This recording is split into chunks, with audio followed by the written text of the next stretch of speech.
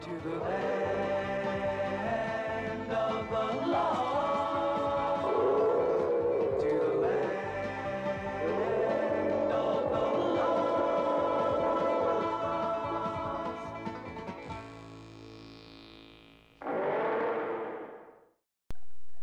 G'day everyone, it's Max, and welcome to my Minecraft Land of the Lost tutorials. Over time, I've been playing my LOTL series and my Iron Man series. I've been asked by my viewers on how I do certain things, or where ideas come from, or even just some general questions, and I'm hoping that these tutorials are for them. So first, a big thanks to my viewers and my subbers for these tutorials are a dedication to them. Credits for today's innovators and inventors of Ethos, DocM77, PearSquirrel, Static, MinecraftAddict, Roboticaust, and many of their viewers who have provided many great instructions to Minecraft, along with Necramar, who is I consider probably one of the fathers of early alpha Redstone tutorials and has provided the map which I will be using in my tutorials, and to Copern, who provided a great invention of double swing boosters, which before powered rails, that was just a great invention, and I have credits and props to him. These tutorials I do will never be as intense or as great as those mentioned, but I try to design these tutorials around the true beginner who are just starting out in Minecraft, and by laying out circuits and steps in a much larger format than what you'll see in many tutorials. Of course, I'm very impressed by how some of these players can actually make circuits work in just like 1 or 2 blocks. That's definitely not me, but my circuits will be laid out and function so as even new players just jumping into the game and want to design some really cool things will be able to do so, and I can explain it out in a very efficient manner and they can be easily followed. Finally, be sure to check the video notes for all the links to the names mentioned earlier, along with information to different mods, wikis, and forum posts which I may have used during the video in the tutorial. And finally, I want to thank everyone who's been watching all of my series, and including these tutorials, and I hope you find them informative and help you a lot in your worlds. With that, let's have a look to see what I'm doing today. Alrighty, today's lesson is on double doors and how we can make powered double doors using redstone. Now there are several tutorials out there on double doors, so what I'm doing now is really no different than many of the tutorials out there that you see. I'm just providing this because for my viewers in Land of the Lost, they've seen me put in double doors a couple of times, and of course I've been asked, oh, how do you make double doors work, or you know, is it really hard? And I want to show that even though double doors, there's a little work involved, they're not overly difficult if you really want nice powered double doors. So of course, let's talk about a single door first. And so a single door, a lot of people, what they'll do is they'll throw down a pressure pad, and of course I just made a couple of wooden ones here as an example. And of course, when you step on the pad, the door opens and we walk through the door and the door closes, and usually people will put one on the other side, and now you've got this kind of funny weird looking thing. There we go, it's working now. So in this particular case, this is what you'll usually do for one door. Now a lot of people don't like using pressure pads for doors because you can open the door, but so can the bad guys, and that of course is never good. We don't like it when zombies come into your house, or creepers especially. Of course everybody remembers my episode of Land of the Lost in the 90s, episode 90s there, where the creeper and me switched places. He was inside the house and I was outside thinking, how am I going to get him out? In this particular case, we're going to get rid of that weather, and what we want to do is then I thinking, oh well, I just won't put one on the I'll just put 2 of them outside, and then you get this kind of thing going on, and you're thinking, oh, what did I do wrong now? And it's not that you did anything wrong, it's what you've got here. keep in mind that a pressure pad is like a light switch, and it provides power by default. So when you put two of them side by side together like this, basically what's happening is one is in an off state, but you've now triggered the other one to be on an on state. And this is why people end up with double doors who try to use two pressure pads to get this kind of configuration, and then they mess around with it for a while and they get fed up, and then they just give up and just go with two doors that they open like this. So what we're going to do now is we're actually going to have a look at a set of working double doors, and this is where we're going to jump off of this one. So the first thing I always try to do with any of my tutorials is proof of concept, and so of course this is the working model of a set of double doors. And in this case, the double doors work by a button. So in this case, as you can see, I have a button here, and I'm going to push the button, and both doors will open and close. So I'll push the button, and sure enough, they both open and they both close. Now, keeping in mind what I mentioned about buttons in my Redstone tutorial, buttons themselves only last for about 1 second. So after you push this button, I really only have about a second to get through this door. And I just barely make it through, and sure enough, the door is closed behind me. Now, so we're going to have a look at the circuitry on how this worked first, and then we'll talk about making them doors stay open longer. Now, the circuitry for the double doors is actually relatively simple. So there's our button. Our button is right there, and underneath that button is a piece of redstone wiring, which is just working its way down the stairs. And that's all it's doing. Now down here I've put in a second button. Now the reason the button is here, you do not need this button. This is just for testing purposes, so as when I demonstrate things to everybody, I can be down here to do the demonstration without having to run up there every time and push a button. So that button is not needed, so this would just run straight down the stairs and then would break into two lines, and the first line just goes straight to this block.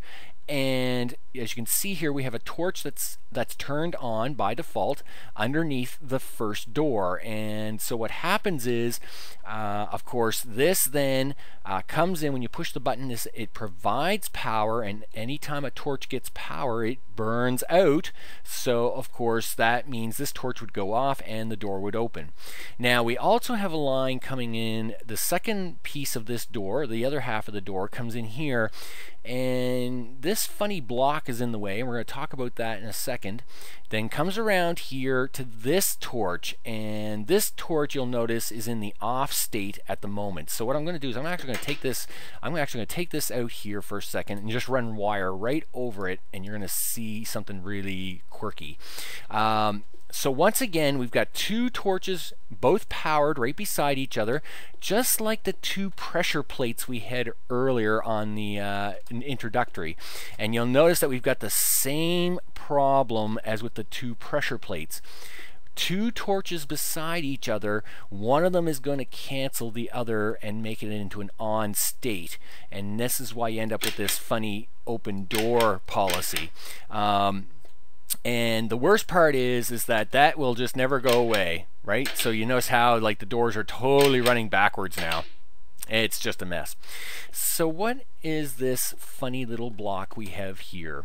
And I'm going to just fix it back up so it's nice and pretty again. So one of the blocks I did not talk about in my tutorial, and I probably should have, is a single block with a torch on it, and this is what is called an inverter. This is when you want power from one side to be the exact opposite on the other side directly. And in this particular case, when the button isn't pushed, obviously, there's no power in this line. And that was part of the problem. Part of the problem is that with no power in this line, this second torch is remaining on, and it's getting interference from this first torch, which is why the door is not working. So we actually want this torch to be turned off by default, and of course to get a torch to turn off, you need another torch to be turned on, providing power to it. like so. So what we've done here is basically this block here is just got a torch on it, which is putting power into this line, forcing this torch to be burnt out. And when we push the button, of course, any on torch that receives power burns out, which would then turn this line off, but that would allow this torch to then come back on, and that door will then automatically open. So what we've got here is basically a set of blinky lights, which basically trade sides when you push the door button up top. So just as you can see them there on the right, when I push the button, the left one is going to turn off, the right one is going to turn on, and the doors up top are actually going to be open. And of course, after 1 second, the button stops providing power, which allows the left torch to come back on. And because of this block's inversion, this torch gets burnt back out again. And of course, that now closes the door. So this is really the only real setup you need for actually making double doors work. Now we've got to take care of that other problem. Now a lot of people just run double doors like this. It's very compact. As you can see, it's only 6 blocks wide by 4 blocks in width, and it's 6 by 4 underneath, two spaces underneath your floor, so you would have your floor and then 2 spaces.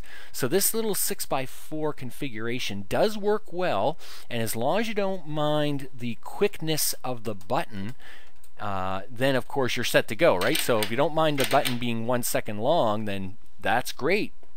Now for the other issue, if you want that door to stay open for a while, this is where we need this. And this, of course, as mentioned in my Redstone tutorial, is a memory block with a repeater relay. And of course, what's going to happen here is that we're going to get this side of the memory block to keep the doors open, and then this is going to reset the block after so many seconds to then shut the door. And so to make that all work, we put a piece of redstone here, and that's now all we need to do. When I push this button over here, this is going to turn this memory circuit on, which is then going to feed power back out into this, and these doors will stay open until these repeaters work themselves all the way around into the block again, and then the doors will close. So now when I push this button, looks like we got about 4 seconds. Plenty of time to get through the door. So now I can go up top, I can push the button.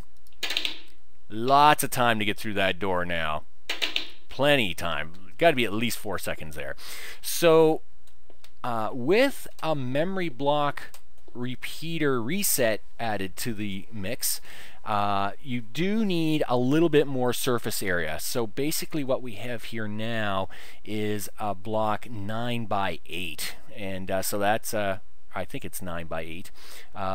Yes, it's 9 by 8. So now you've added a 72 block basement to your double doors instead of the 6 by 4 configuration, which is 24. But it does make for a much nicer intro and exit out of your doors.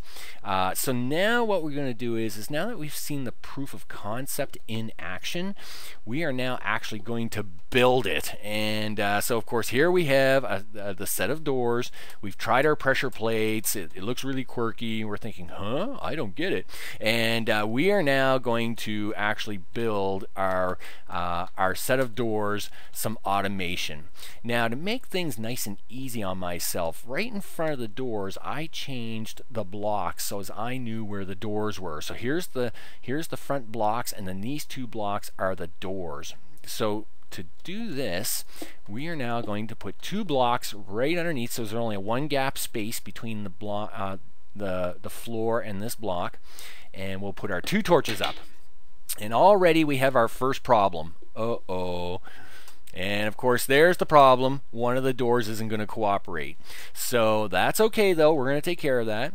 And so now what we want to do is that we got to get a little bit of wiring in here. So we got to get a little wiring set up. and we want to walk this up to the front doors. So we'll put in a few blocks here to start the walk up. And of course, when it comes to walking wiring up somewhere, it's always a little bit tricky because you probably want to hide this in a wall or something. So you'll have a nice wall here so you wouldn't see this hole. And then what you'll do is, of course, is you'll run the wiring up the stairs, and then of course what we'll do is we'll put a block right on top of this like so and put a button on it. Alright, so kind of funny because one door now works. So in this particular case, we must be doing something right. We got a little bit of action happening.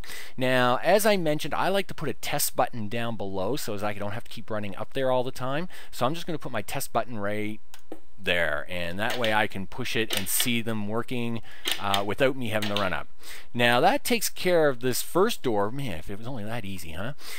Now we need to take care of the second door, and so we're going to run our power wire back here. But now we're going to run into this problem, right? So the problem is it's still not going to work right. So in this particular case, I'll just go up around the front here and you'll see what happens. Just running that second wire to the other torch does not fix this. It just makes the doors work backwards. And you're thinking, ah, darn. And that's where we need our little inverter block. So we're going to take our little inverter block here and take out this piece, take out that piece, and we're going to put our block in. So basically it will go behind the second torch by one. Now you can't have them touching, of course. You got to leave a space. And then we're going to throw a torch in here and poof. Now that torch is burnt out because this torch is getting powered. And now if we go up top, ta-da, look at that. 2 doors. And if we push the button, they work. That's really nice stuff. But of course, the problem is that unless you're really quick, you got to be able to get through there with that 1 second push. This is now where we will now add the second component. So before we even talked about the memory circuit and the repeaters, that is the setup for a simple door.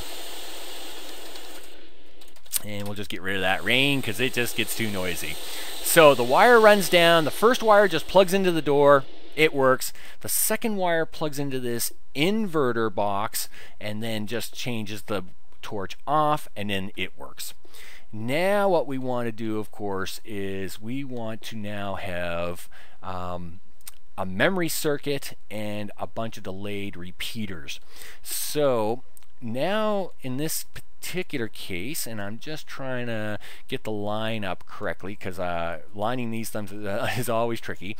Of course, we'll have a feed-in line here, and so this means this will be our block, this will be our other block, because you always need a 3x3 space to be able to run your memory circuit. And oh, I am gonna have to move that over, I guess.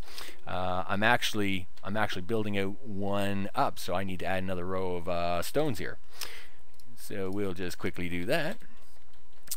Of course, the reason being is that when I built my example, I just built it farther back than that one, but that's okay. I'll just add these 2 extra rows. There we go. It should be just fine now. All right, so we put our block here. Now, we're going to take this wire away for a while because really the memory circuit and the repeater reset has nothing to do with this except for the very end, which of course is going to remember our holdings. So in this case, we're now going to put our 2 torches on the memory block, and one goes, and they basically face each other, right? So they're now facing each other. We want this side to have no power, which means we do the other side first. The side that you do first will be the powered side, and you notice this torch now turned itself off, and we will now take 2 pieces of redstone here, and the memory block is done. Now we could actually hook this in right now, but before we do, let's set up our repeaters. So let us put 1 piece of wire down and then start running repeaters. Now these repeaters are kind of funny because To start a repeater, you have to have a straight line in. Okay, so this repeater could not be bumped up against this. They hate intersections like crazy. But on the outside of the repeater, you can kind of do the intersection, and it loves it. It's like, yeah, I'll do that. So it's kind of weird how you have to have a straight line into the back of a repeater, but on the outgoing front side, you can just stick a red wire on it, and it will do whatever. So once again, I had to put a redstone. I better move that track, or that's going to interfere with something. I know it is. So in this case, you notice I had to put one piece of redstone down, and then I can put one repeater down, or two repeaters. That's because it's got to have a single line coming in the back of this thing, but the front of it, don't care. It's like, yeah, I'll do whatever you want. And same with here, right? So I have a single line that's going to come into a bunch of repeaters here. But once again, the front of it, it don't care. Okay? Now, this is a good example of feedback, and one of the nice things I mentioned in my Redstone tutorial about. The memory circuit, it has power on this side, and if it wasn't for the fact that repeaters do not allow power to go backwash through them, in this case, this power would then run all the way back through these repeaters and try to power the door again. But repeaters don't allow power to come through them. So in this case, that's why that works. Now, we want to also make this daytime, because it's a little easier, and we want to max these right out. So we're going to right click on all these repeaters 3 times to stretch these right out. And my mouse is a little sticky, so we're just going to move this over. All right, and you have now made yourself a resetting memory block. And this resetting memory block has 2, 4, 6, 8, 10. Oh, this is a good 6-second block. So that's plenty of time. So now what we want to do is we want to take our memory circuit with a repeater reset and just plug it into our door system. Right there. So that's nifty. Now when I push this button, not only are the doors going to open, but it's also going to set up the memory circuit to have power on this side, and it will keep the doors open until the repeaters run all the way around and reset the memory circuit on this side, which then will close the doors. And here we go. And lots of time. Oh yeah, a good 6 seconds there. That was nice and easy. So now if we go back up top, we can actually see, here we are coming up to our double doors. Oh, it's a long day. And we can push the button, and I can just mosey through my doors, and they will close. Now, if you find the doors are staying open a little too long, you can actually take out a few repeaters, or just don't set any delay timer on them. So if you find they're staying too long, you can take just, clip a couple of them off, just set them back to their first position, and then you can test it again. So like we'll even do 2 over there. So we can now test this again. So now we've actually shortened it to 4 seconds. And it's a little faster, so that's not too bad. I'm thinking I can probably get through there in 3 seconds.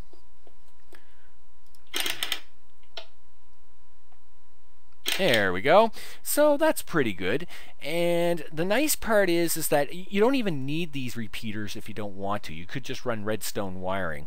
Now, remember the golden rule though, you do need 15. After 15 wires, you do need to have a repeater. Now, in this particular case, no wire ever runs that far before it gets without power, except for over here. By the time you come around this turn, you're going to be running into the 15 block limit. And so you've got to have at least one repeater along this track somewhere. So even if it's this one right here, and you don't put any delay on it, at least have a repeater somewheres in the beginning half of this track, so as when it comes to the back end, it doesn't run out of power before it gets to your repeaters over here and the memory switch in the back. So with that, you now have double working doors. And like I said, there's lots of tutorials out there on double working doors, but I'm hoping that with my Land of Lost series and those who have asked how I've done it, with the delayed repeater memory block on it. That is how I did it in Land of the Lost, and I hope it helps everybody out there who's looking for double door opener. And with that, this is Max signing off.